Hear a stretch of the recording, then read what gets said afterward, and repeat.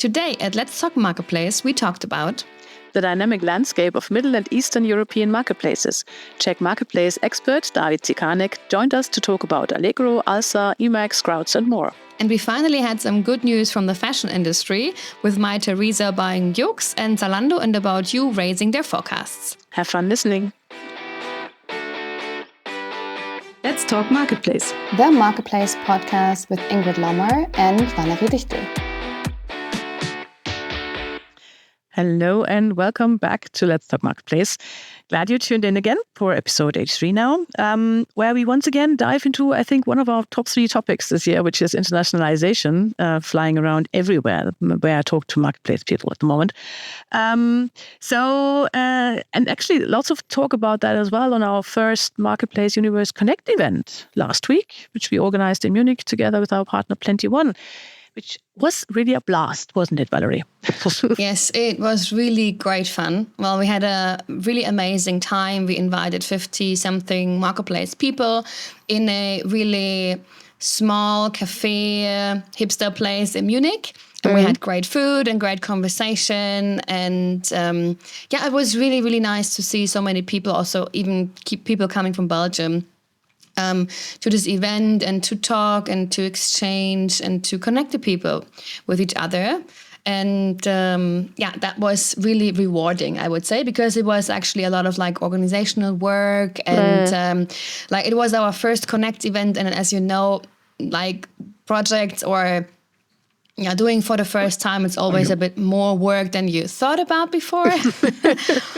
And so that's actually, there's a lot of things to do right now. And I'm also knee deep in the next organizing Connect event, because it's already next week on the 22nd of October in Cologne. Together with Kaufland. And then we have another one just for fashion and sports brands on the 3rd December, while the ISPO in Munich. And then we have another one with Plenty One in February 18th in Berlin, next to the Berlin Expo. So, we always want to bring people together and marketplace people for especially. And so I'm really looking forward to our future Connect events. Yeah, definitely. So if you want to join us on one of our events, I will link our website on this in the show notes. Yeah, because I really like meeting you there as well, because it's always a great idea for me to get new ideas. Do you know what, like 3 people in a row asked me during the last Connect event? And no, to be very honest, I have no clue, because I'm pretty sure people asking you very different questions than they are asking me. Possibly. In my case, I was asked 3 times when I will launch the next marketplace country quadrant, and especially for Poland, Czechia, or other CE markets. And I was like, easy folks, okay, I just finished the country quadrant for Spain, so go easy. But, well, you can listen to our podcast episode 83, I said, because we will get some answers there. After all, we've got just the right guest for that today. And this is where I would like to welcome David Cikanek, marketplace expert and e-commerce consultant from Prague. Welcome, David. Hello, good morning, guten Tag, or dobrý den. Depends what you want. Whatever, dobrý den to you as well. Great to talk to you in person for once. I've been reading your LinkedIn analysis for quite some time now, and I really appreciate your knowledge and the deep dive, especially you do in the Central and Eastern European markets, which is where I always learn something from. So I thought you were just the right man to shed some light on this area, because so many Western brands or retailers are now suddenly interested in your region. Is that something you've noticed as well, this increased interest in your markets from Western brands? I definitely did. I started like 2017, and here in this region, I remember the first slide was what's Amazon, that it's not the rainforest, right? But in last few years, there have been more and more Western brands coming like this Eastern region is actually not like a blank spot on the map, like the Mordor in Lord of the Rings. It's actually like pretty nice land. So let's go there. So yeah, it's been like more and more, I would say, and I think it's gonna rise as well, because like. Where else you should expand? Like, West is full, so maybe next direction. Definitely. Yeah, definitely. I also got this feeling, especially from the move from 2023 to 2024, that Central Eastern markets increased extremely. But so we will talk about this more later. So David, seems like you're just the right person to talk about those markets. And nice to meet you as well, because we haven't met so far. And as I don't know much about you, and maybe some of our listeners neither, let's quickly introduce you a bit more before we dive into our conversation, okay? Yeah, sure. So... who are you? First, foremost question. Yeah, like the most favorite of all the recruiters in the world. Well, I'm David. I'm from like Prague, Czech Republic. But my family is like all over the place of the CEE country. So I consider myself to be 100% Slav. You know, like all the countries. I speak like some of the languages a little bit. Anyways, I've been like around Amazon since like 2017. I joined company, software tool and marketplace agency called Expando. We've been like company 5 or 6 people started in the early beginnings. And I remember talking about Amazon and marketplaces for years, and nobody even knows what's that, because in this region, maybe it sounds pretty odd to you, but I remember up to 2020, I still got a slide what's marketplace and what's Amazon in all my presentations. Maybe 220 at like switch off that people like even in this region understood like, okay, Amazon is this, or not just the rainforest, or not just the bookseller, right? And recently, actually it's like a few weeks ago, 1 month ago, I set up my own agency just to represent brands mainly from CEE on Amazon. But as we like discussed a minute ago, it's also coming like Western brands coming. Okay, what's there? Like we need someone who will just tell me like what's going on in the East. So there's been like 2 things I'm mainly right now working on. So. Yeah. I totally agree. Luckily, I don't had ever to explain that Amazon isn't a rainforest. But what do you do best in the marketplace business, David? Well, since I look at my CRM to be prepared for this conversation, and I have the conversation about Amazon with 2,248 companies in the last 8 years, and most of them were like beginners. So to bring company who's like not on the marketplaces or like hugely underperform and to get the things right, to make them profitable, or make the decision not to get there, that's common as well. It's been like the daily job. And since the region, as I said, it's a bit behind, then that's been the main thing. Like I want to go on those marketplaces. I don't know what the hell is going on. So that's been, I would say, the most what I'm doing. Yeah, that's great. And what, like, tell us a fun fact about you privately. What's a fun fact about you? Hopefully, nobody can see us. So that's good, because I have this like strange hobby. For many years I do boxing, and I even have some competitions. And as karma is pretty generous to me, anytime I have some public speech or a webinar or event or important meeting with client, I have some huge cut on my face. So you can imagine that's a huge icebreaker. You know, you come to the meeting and someone see you and you see that their reaction is like, who the hell is that? Yeah. And then everyone going like, okay, what does the other guy look like? Yeah. And I say like, okay, I just came back from a meeting with a client. He refused to pay the invoice. So, so I hope this is like going to be smooth. And so on. So I sometimes include my like English Russian accent to sound like debt collector, But so if you see me with scars on the face, like it's sport related, right? Okay, sport related. I see. Okay, well you got to take what you have to, what you can work with, So I like that. So I guess to conclude, David is perfect match here for our nice conversation on relevant marketplaces for the CEE region, and I'm looking forward to that. But before we do that, let's have a quick look at the latest news of last week after a little short break.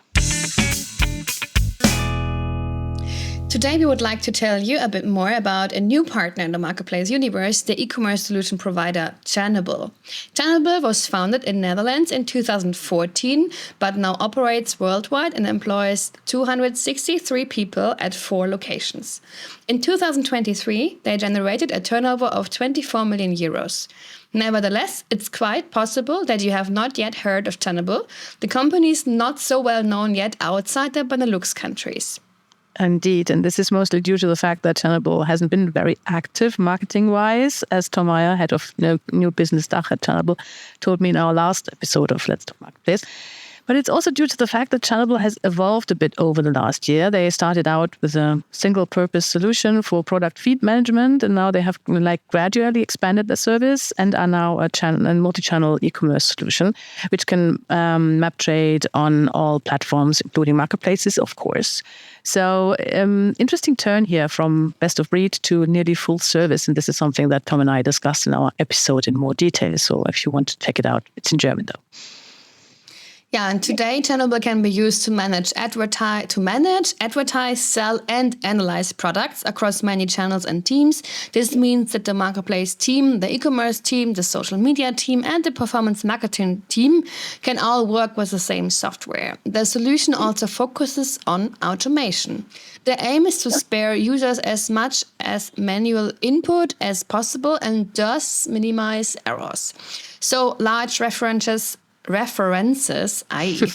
as Samsung, Vodafone, Lidl, Rituals, and Skyscanner benefit from Tenable. However, the tool is also suitable for smaller companies.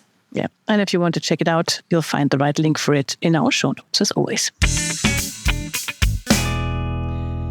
Okay, so that was that. Then I guess let's have a look at the news. Lots of fashion-related stuff this time for you, Valerie. Yoo-hoo!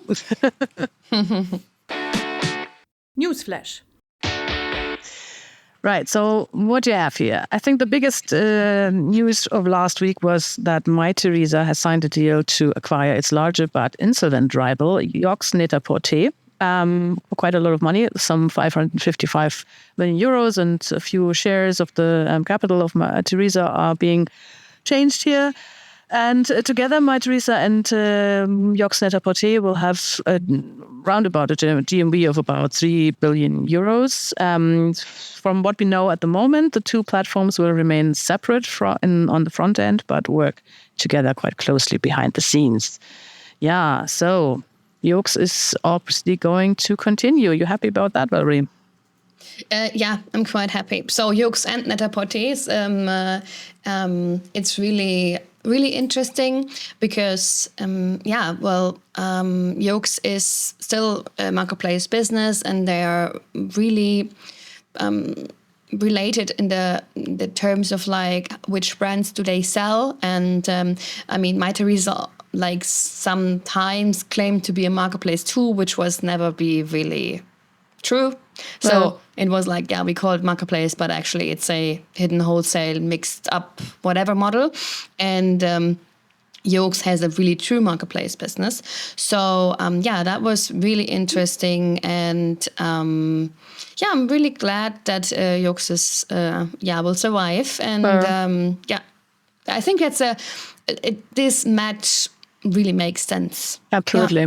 Yeah, definitely, especially as Mytheresa themselves don't go for the marketplace business, but have always been, sort of flirting with it in a way behind the scenes. And now they have this quite established marketplace to work with. I think this is a good idea. David, I don't even know if you're dabbling into fashion as well, because you didn't talk much about the brands, the branches that you're going for. So high fashion, is that something that concerns you in your work? Not really. From time to time I came across, but I'm definitely not the fashion guy.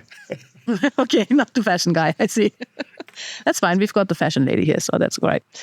Okay, continuing with fashion. Zalando and About You have raised their revenue forecast for 2024. I didn't believe we'll ever see the day again, So now Zalando is going for a growth of 3 to 5% for this year. Formerly, they have been thinking that it will be, stabilizing at 0 to 5%. And About You is now expecting a growth of 2.4%. And that is mostly due to their two-digit growth in the German market, interestingly enough. So better times ahead for next year. Yeah, hopefully, finally.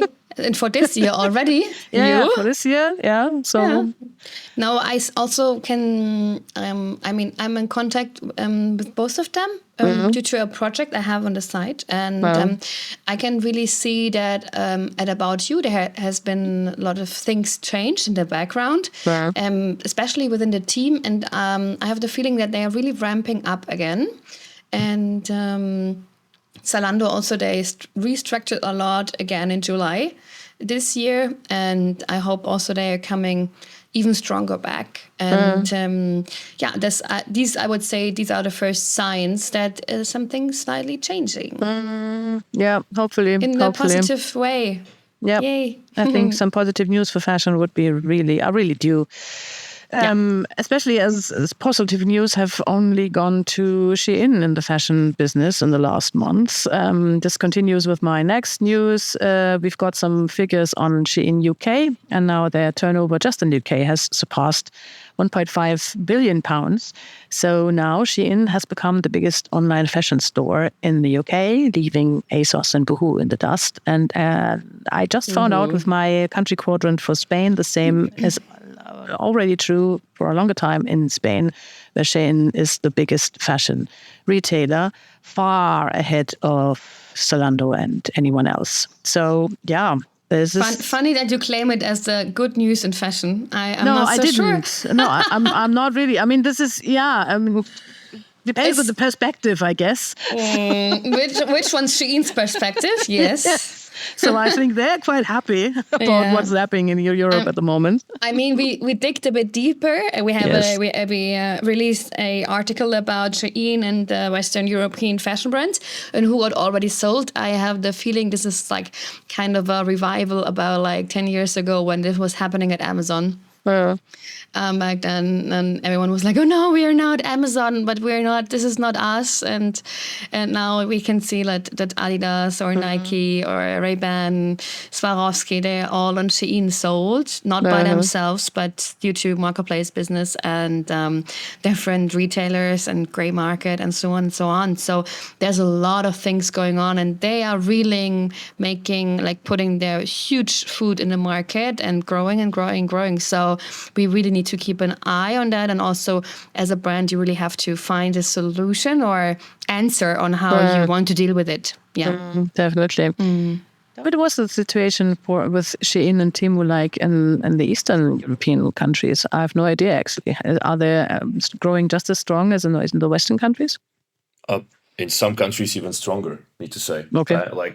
Because since the economic situation getting worse, so then people try to find more and more cheap stuff, which is probably true everywhere. But I would say in these countries with much lower incomes, it's even the stronger case. So they've been as strong as in West, and there's a local e-commerce is now debating what to do with that, right? Because there's some unfair stuff, they don't need to actually follow all the rules, or they're ignoring a lot of rules about the packaging and so on, safety. So there's been a big discussion over here right now. So just the same thing as in the Western countries as well. Right. What else do I have? Maybe some news that are fitting to our topic from today. Cross-border e-commerce has already, as again, reported on the cross-border turnover in Europe. And that has now reached 326 billion euro in 2023 and 2024. And 96% of this cross-border turnover is being generated on marketplaces. So internationalization still running high as a topic, obviously, all over Europe, and marketplaces being the front end of it. Yeah, something to debate later on. Almost 70%. That's really crazy. Yeah, it's absolutely crazy, really and even higher than in country e-commerce turnover. So right now we have 7 country quadrants, so we need to expand this as I guess we need more, yes. But next week we will do this. The first round was the 7 ones at the Marketplace Convention. We will talk about it in German, but we will see what we can do for you to share this overall. Yeah. If it wouldn't be such a big research work. It's crazy, right? Our quadrants, it's so much work. Yeah. I also will send you an update about the fashion quadrant soon, and I'm like, oh, it will need so many hours. Yeah, but something that is quite valuable, I guess. Right, so last news for today, because that leads us nicely to our topic of the week. The Czech marketplace leader Alsa has recently opened in Austria, which I find interesting because this is something that we will now be talking about.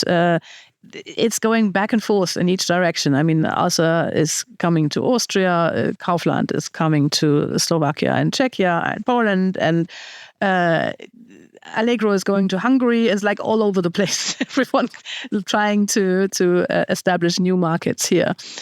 Right. I guess that's my news for today. And we're neatly inside our topic already, which we will talk about after another very short break.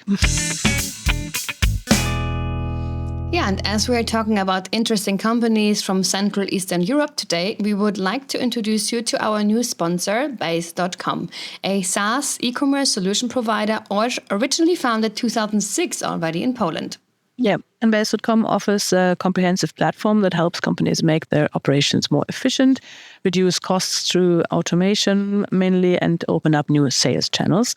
They're present already in 9 countries, including Germany, the USA, Brazil, China, and the United Kingdom, and they employ some 350 people worldwide. Base.com's platform offers features such as automations for order management, inventory management, and fulfillment, a marketplace management tool for lots and lots of B2B and B2C channels, and great integration options to include other back-end tools in real time. Another USP is definitely the low-cost structure compared to other tools with similar features. The solution is already used by companies such as Obi, Kircher, MediaMarkt, Samsung, and Philips, and there are likely some more big names to follow, as Base.com is all set on internationalization in the next 12 months. So, if you want to learn more about Base.com, best contact Radek Klauder. I'll link him in the show notes. Right, I guess high time to get back to the topic at hand and talk a bit more about marketplaces in the CE region. Topic of the week. So, before we start, maybe a short roundup on why Western brands are suddenly asking me for a Polish or Czech country quadrant. E-commerce in the CE region has been growing nicely in the last year, in 2023 at least. We can talk about a roundup for 2024 in a minute with David.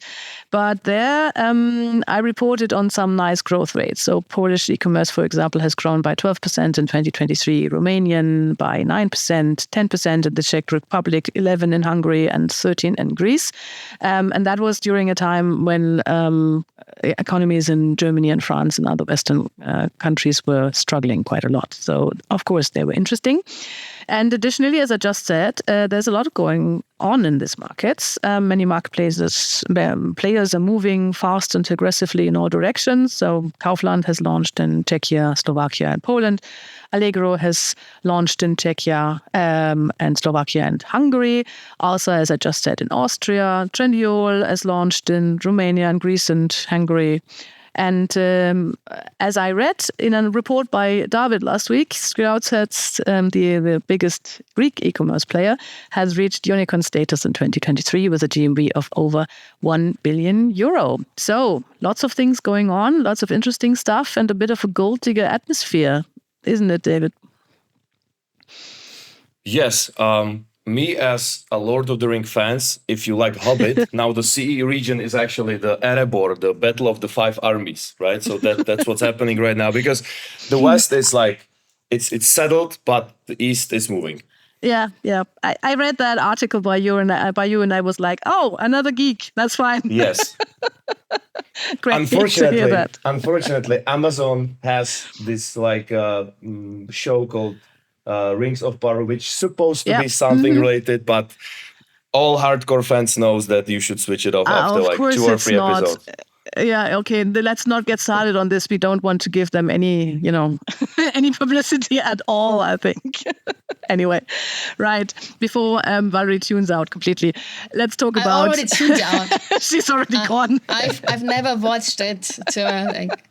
My It's always boyfriend the is same. always crying when I said, like, did you watch this movie? And I was like, no. And this one, I was like, no. And he was like, oh, oof. How can you even live? Yeah. We have the same debate going on for several times now. Yeah, anyway, let's get back to hand. Why do you think is the CE region so interesting at the moment for Western brands especially? Of course, there's this battle of five armies going on for under all these regional players trying to settle the status there. But as you said before, Western brands are also looking into this market now, and they haven't been doing so 2 years ago. So what's changed? Well, I think that the Western brands asking you and a little bit of me as well. And it's the first movers are the platforms, right? Because when Kaufland say they're going to be in Czech Republic, then people discover that they can sell in Czech Republic. So the platforms are moving it. Then the tools, as your sponsors, or many of them, are integrating those platforms, so enabling the sellers to sell. So it's like chain of a things that's happening over here. But for the Western brands, I think. Even right now, when they push more efficiency than growth, to go on the markets which are like much smaller, but you can conquer the market with they're much cheaper as well. Like the ad spend you need to catch for Czech or Slovak client, they're like 2 or 3 times lower than you need to catch the German client, And there's no, and another way, there's no Amazon. So there's no one big thing that's almost like controlling all the region. In every single country, there is some local champion, and those local champions right now battling each other. Who's going to be the next Amazon? So far, no one is. So that's like the things that's happening over here, and that's why the brands from West can easily be successful over here, because the things that they do in West, they're fine over here, and the budgets they have, enough as well. So yeah, definitely. Right. So may give us a short roundup. I gave you some figures on growth rates of e-commerce as a whole in the countries, but how important are marketplaces for the e-commerce in the Eastern European economies at the moment? Well, that's a tough one, because the region, there are a lot of different countries. And I'm not saying it's just to be polite, they're clearly different. Well, each of the countries is a bit different. But besides Poland, because Poland is different. Poland is way different. Allegro and Amazon effect, it's pretty strong there. So all the smaller, when we talk about Slovakia, Czech Republic, Hungary, and some others, few years ago, the marketplaces were responsible for maybe % or just a few % of revenue. Nobody even knows that the platforms, except people shopping on AliExpress for some cheap stuff from China. I don't think that marketplaces were relevant on the market, but the growth is pretty significant, because right now, the estimation would be 10%. 10% of the market is made by those platforms. And it's, by the way, not catched in all those numbers of the growth, right? Because those numbers are from the local authorities, which have no clue how many people shop on Temu, Amazon, eBay. They don't know. So it's just from the local customers to local web stores. So platforms, I would actually address it in 2020. I remember I have a speech on the Shop Camp, which is one of the best events in Prague. And I got a speech about year of the marketplaces 2020, because in that year Alza and that times Mall, which still exists but was acquired by Allegro as an expansion vehicle, they announced they're going to be marketplace. So in that year that everybody woke up there's something like a marketplace happening. So in each individual country there is usually one big player which is somehow want to be a platform. And now the funny thing is that Allegro is going south, and the Skoutz, the Greek one's going north, and the Kaufland is going east. So they're battling who's going to be the big one in 5 countries, right? So so that's that. You also mentioned Alza going to Austria, but Alza is not marketplace. If you say word marketplace in the Alza headquarters, they will probably teleport you out of the building, right? It's quote Really? forbidden word. Yes, it's forbidden word for them. I found that in so many sources that they are actually a marketplace, because it's something that I have trouble controlling, because I don't speak Czech, so I have trouble reading the imprint. But I was really confused. Sure about that. So here's the backstory. 2020. Marketplaces are coming. Alza Mall. I think they were competing. Who's going to be bigger? Who's going to have more platform products? Who's going to have more sellers? I think Alza because Alza is a phenomenon of the business over here. They're profitable for like the last 20 years. They've been profitable. They run a great business. And they have lot of loyal customers. I'm one of them, by the way. But I think they immediately after like 1, maybe 2 years, they saw that the platform is hurting their USPs because the USP was we are local, fast delivery, and to communicate with the customers like agile in Czech, and it was like some kind of love brand, I would say, for many Czechs. And once they invited a lot of sellers on the platforms, their USP decreases. So they see, okay, we are trying to combat Allegro or Kaufland or whoever with the number of products and number of sellers, and we are not going to win this war. So they switch off into, now they call it Alza Trade. It's only available in Czech Republic, and it's something like drop shipping behind it. So everything you can see on Alza is sold by Alza, but behind there's like 1,000 sellers. So if anyone is interested in selling on Alza, you need to, fill the form and then hope that they will pick you. But now I don't think they are like going to run even the trade business in other countries. They're not running it in Hungary, and they're not going to run it in Austria. So when they're expanding, I think they're expanding with their retail because they identify that they cannot compete with Allegro number of items, but they can compete in terms of the speed. So that's speed and service and stuff. Yeah. What kind of products is Alza selling? Because to be very honest, I heard Alza never before. What kind of products can you buy at Alza? Like what kind of categories? Well, like most of it is electronics. They grew up as electronics and IT. That's definitely the biggest one. And then they include some of the other categories. They have some from like sports, some from home garden. Okay. Yeah, so those kind of categories, but they're not limited to one category. And I would say in each category they have few partners, so the marketplace makes sense in this matter. But electronics will be like 80%, my guess, of the portfolio, right? Okay. Interesting. Also interesting that you said that they might throw me out of the building if I say the marketplace because they have had this change of heart in the last year.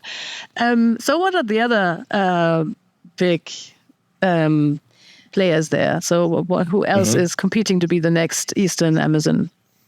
Well, you already named it. Kaufland going east. I think it's that's actually the efficiency. Right? They probably see, okay, they have a huge brand over here in Czech Republic with the supermarket, the retail business, and in Slovakia as well.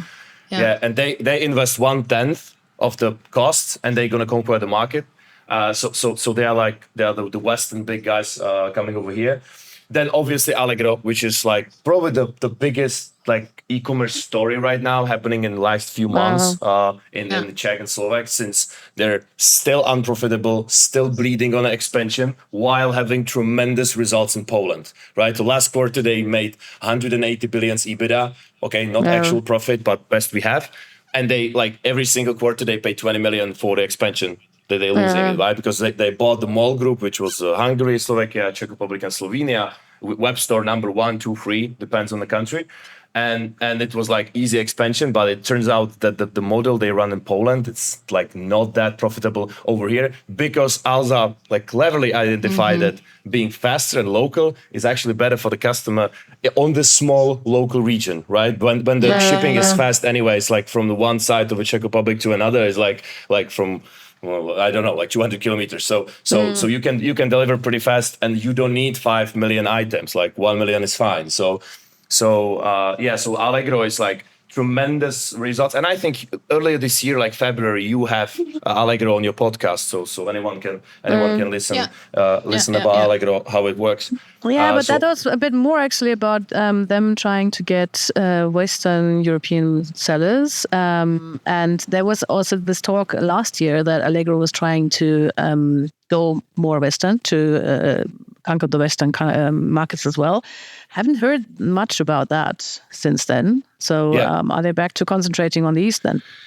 I heard the same rumors that they might have some soft launch in Germany, since especially the border region between Poland and Germany. That's okay, there are a lot of people knows Allegro already. Then they have an army of 150,000 Polish sellers. And let's be honest, every marketplace wants Polish sellers because Polish really know how to do business. My half Polish friends saying the joke that in Poland, it's better to have a shitty business than to be employed.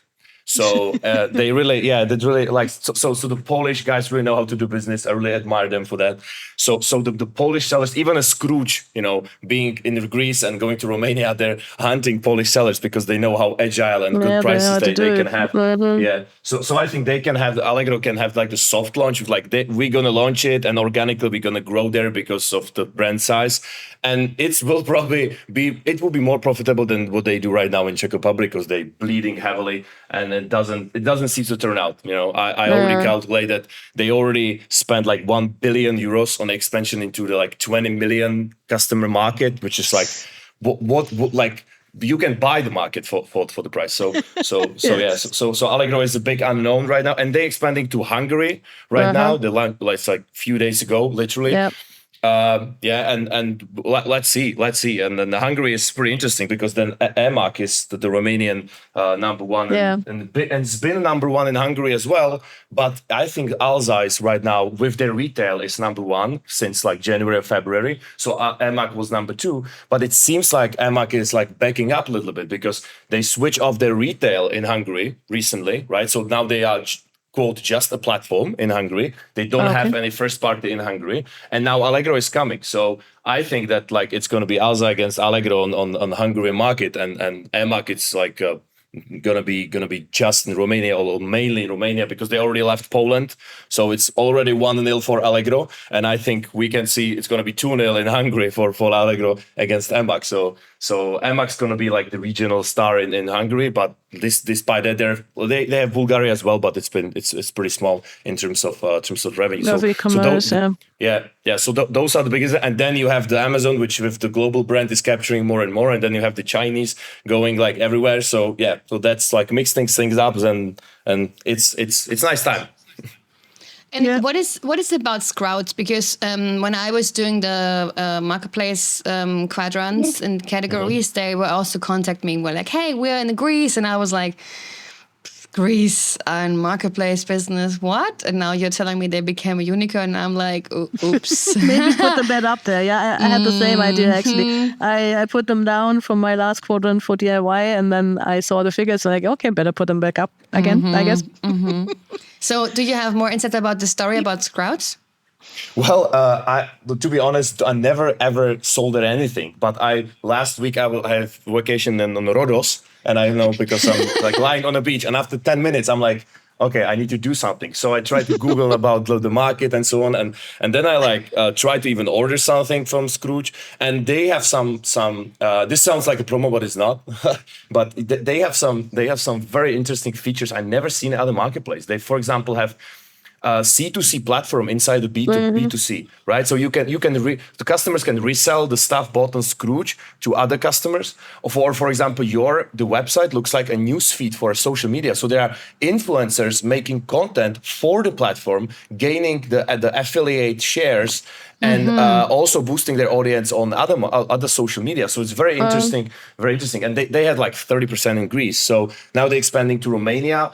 Like people say they're gonna be in Bulgaria as well, but let's see. They're right now coming to Romania, and the essence they have is I would say the delivery of the lockers, right? Because the Greece is like 250 islands where people live, so it's pretty. The logistics is pretty difficult. So I think they crack it down with mainly the lockers. So now they have like 4,000 of them all over the Greece. So that's the biggest advantage for them.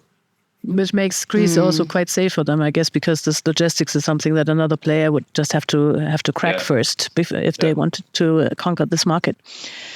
Right, yeah, lots and lots of things are going on, obviously. It's good that you started a newsletter because I think you have no problem filling it every week. So what do you think?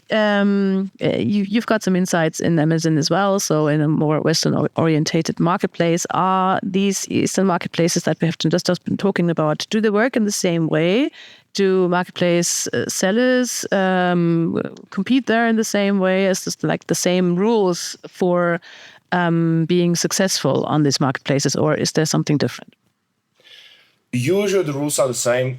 Fortunately, thanks to Amazon, everybody copying the Amazon rules. So if you are Amazon seller, then you're fine. I remember conversations with some of those marketplaces, heading to me like, "Hey, we want some other sellers, and you have the contacts for sellers." And then I say, "Okay, I have here the list of 200 Amazon sellers," and they'd be like, "Done. Okay, send it to us. It's gone." Like if Amazon is selling on Amazon, we know it's going to be fine. So Amazon is actually like the perimeter that you can navigate. And to be like super honest, and maybe someone will not like me for that, but those marketplaces are saying that they have some advanced algorithms that like they can pick sellers and then advanced optimization. But from my experience on like 4 or 5 of them, it's usually about the price and delivery. Even when they say some AI buzzwords or whatever, it's usually like if you deliver fast and you have cheap stuff that's like you're gonna sell. It's not like on Amazon where your order defect rate have some 0.1 value in your listings and so on. Here is mostly about the price and delivery. Maybe I'm wrong, and if I'm wrong, I'm sorry, but it seems to me that like those things are totally irrelevant or just so minor that you can ignore them. So just like as on Amazon, you can't go like spray and pray, list everything and boost everything. It doesn't work like that.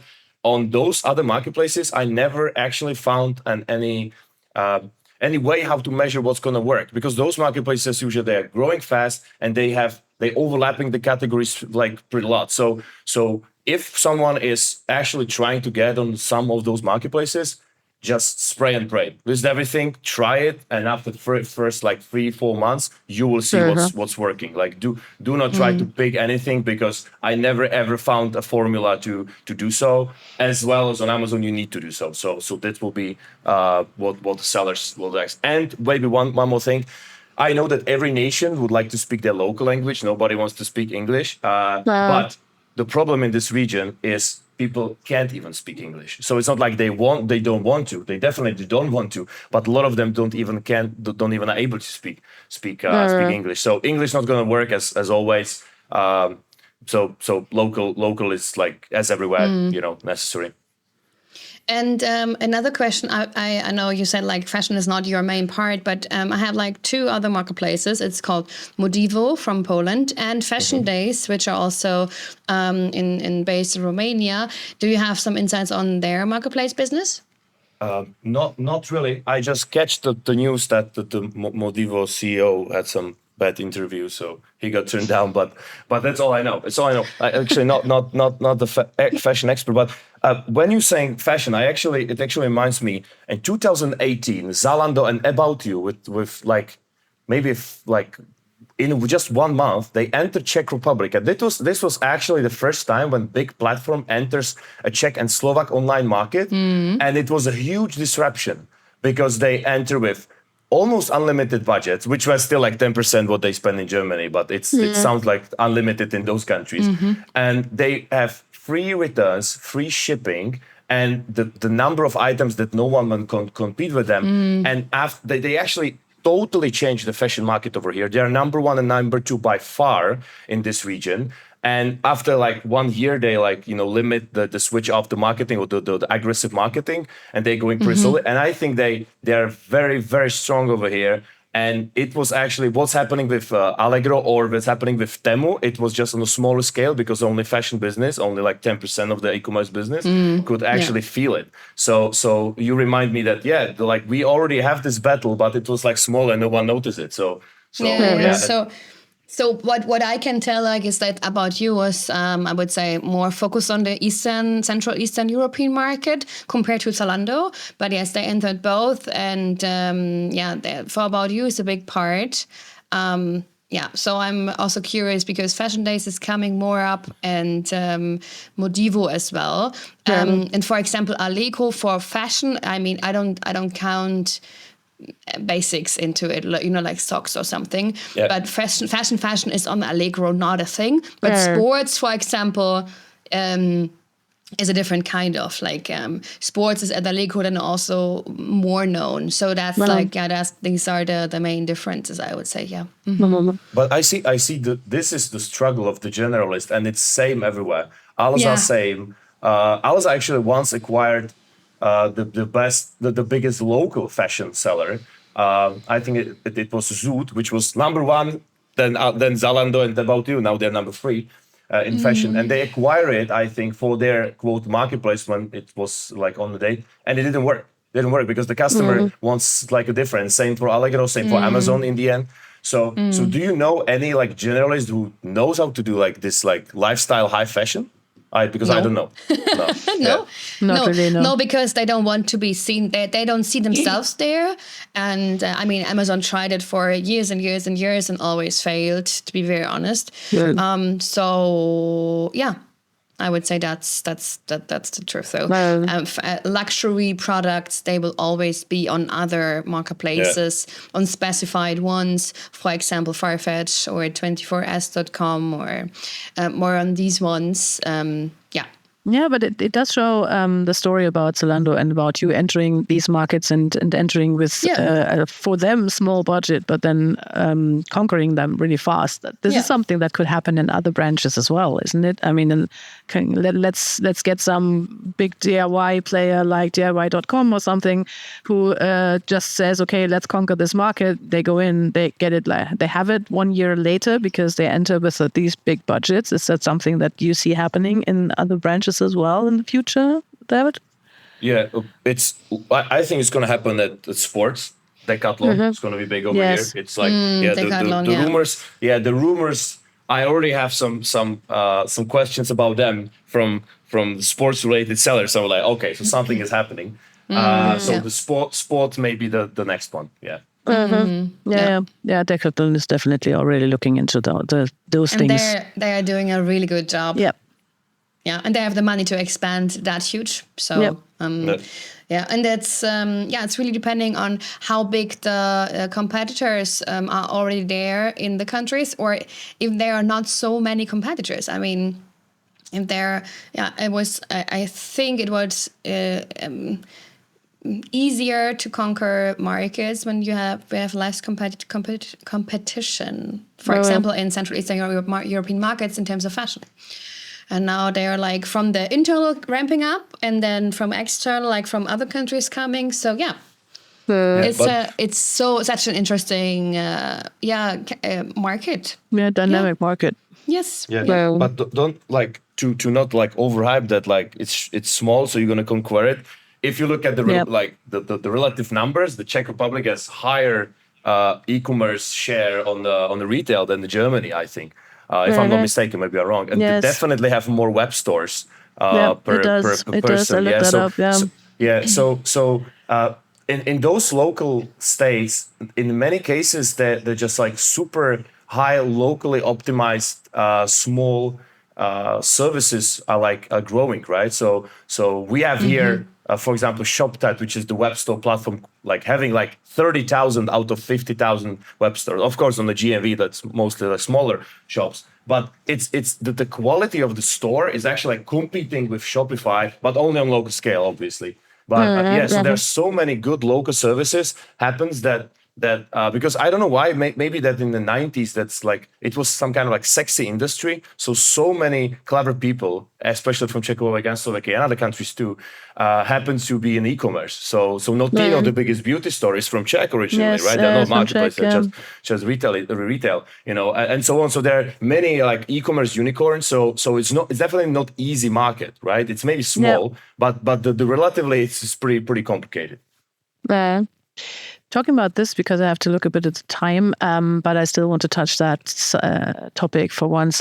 What does the service provider landscape surrounding these marketplaces that we've talked about look like? So is that something, are there companies there that Western brands might know, or has there evolved a completely different landscape? I think that because the service providers are moving with the platforms usually. I see that. So you name a lot of them, like earlier this podcast, and I think all of them are already integrated or working on it to be integrated into those markets to catch those platforms. So I suspect that platforms if it's a Plenty, if it's a Channel, you name Baselinker, so they came to Czech Republic with Allegro, so it was like one-to-one, partners. So Allegro is expanding, and it seems to be working. So I think these integrators are working with platforms and then with the sellers. So I think you can even expand to those countries with services you use. Maybe not all, maybe not everything, but this like integration, I think it's fine. In terms of some localization, as the local brand, so local e-commerce is like the CEE brand is usually going in other CEE countries, right? Because to go to Germany is like too big for them. So and it's even the case for the service providers. If we talk about fulfillment, shipping, translations, optimization, agencies as well. So they're usually like Czech, Slovak, Poland, Hungary, Romania. That's like one. And by the way, I'm right now working on a map of the providers, right? So once I finish it, I can send it to you, so you can send it to your audience of the local service providers, right? But I think you can expand with like what you have. I think the big names already have the services of the local market. Very right. Okay, I think we could go on talking a long time about this market because there's so many things happening. Any questions from you left, Valerie? Or so should we leave it at this point and just invite David another time again next year? I would say many questions left, but also many food for thought. So yeah, I would say happy to speak to you next year. Let's just talk about that again. For your support in our country quadrants, because you're much deeper into this, and I have the feeling that there is somehow like a knowledge wall between the markets of like Middle and Western European and Central Eastern European, that everyone is like cooking their own soup, and slightly it's like everyone is like getting closer to each other and saying like, oh, what's your kind of soup and what's your kind of soup, and let me tell you, tell us more about your kind of marketplaces and tell us more about your kind of marketplaces, and I think that's what's happening right now. Yeah, which is a great thing. We've been like a younger brother to you, but now we're equal, so let's talk. Yeah, definitely. Yeah, and very interesting one as well. Right, so thank you very much for your insights today, David. That was most interesting. I think we learned a lot about these very dynamic markets and marketplaces. Right. Yeah, I guess you have to do... Yeah. Sorry, go ahead. No, thank you, David. Yeah. Thank you very much. And Ingrid, I think you have to do the country cards for Poland, Czech Republic, and Hungary. No? Yeah, definitely moved up the priorities list, I guess. Right. So I might come back to you, David, on this one. Anyway, thanks for listening to us today. And if you want to make us very happy, then follow us and rate our podcast on Spotify, Apple Podcasts, wherever you're listening to us. And of course, tune in again. Next week's episode is in German again. They will tackle marketplace logistics with a great case study on Go-to-Market Online with a logistics provider, Best Solutions. Yeah, and in 2 weeks' times, you can listen to the two of us talking in English about automatization and automation. Our guest Rade Klauder from the marketplace service solution base.com says it is possible to reduce your time to online or market to 5 days. What a comment. A tall order. Better listen to check out how this works. We also talked about them today sometimes. So I would say for now, goodbye and hear you soon. Bye-bye. You listen to Let's Talk Marketplace. The Marketplace podcast with Ingrid Lommer and Valerie Dichtel.